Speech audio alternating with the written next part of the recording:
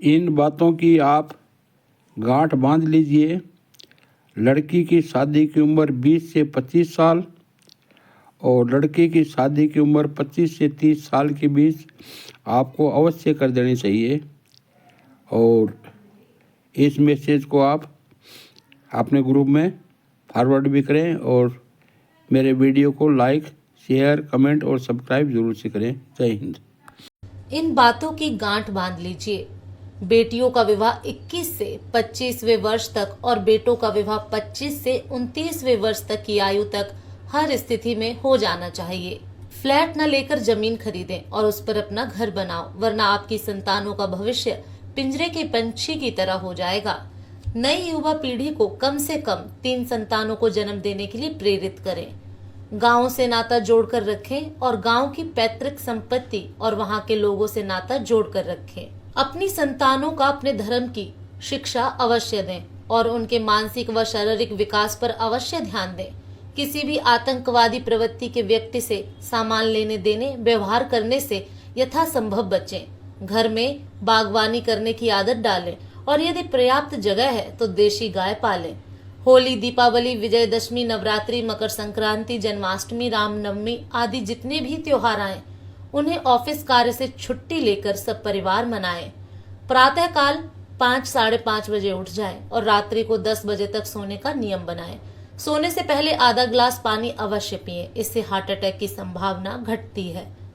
यदि आपकी कोई एक संतान पढ़ाई में असक्षम है तो उसको कोई भी हुनर वाला ज्ञान जरूर दें। आपकी प्रत्येक संतान को कम से कम 3 फोन नंबर स्मरण होने चाहिए और आपको भी। जब भी परिवार व समाज के किसी कार्यक्रम में जाएं तो अपनी संतानों को भी ले जाएं, इससे उनका मानसिक विकास सशक्त होगा। परिवार के साथ मिल बैठकर भोजन करने का प्रयास करें और भोजन करते समय मोबाइल फोन और टीवी बंद कर लें। अपनी संतानों को बॉलीवुड की कचरा फिल्मों से बचाएं और प्रेरणादायक फिल्म दिखाएं। जंक फूड और फास्ट फूड से बचें। सायंकाल के समय कम से कम 10 मिनट भक्ति संगीत बजाएं। दिखावे के चक्कर में पड़कर व्यर्थ खर्च ना करें। 2 किलोमीटर तक जाना हो तो पैदल जाएं या साइकिल का प्रयोग करें। अपनी संतानों के मन में किसी भी प्रकार के नशे, गुटखा, तंबाकू, बीड़ी, सिगरेट, दारू के विरुद्ध चेतना उत्पन्न करें तथा उसे विकसित करें। सदैव सात्विक भोजन ग्रहण करें। अपने भोजन का ईश्वर को भोग लगाकर प्रसाद ग्रहण करें।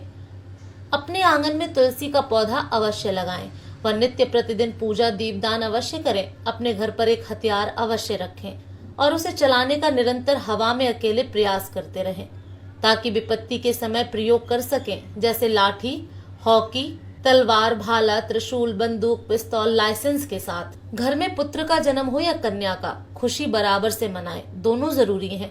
अगर बेटियां नहीं होंगी तो परिवार व समाज को आगे बढ़ाने वाली बहू कहां से आएगी, और बेटी नहीं होगी तो परिवार, समाज व देश की रक्षा कौन करेगा।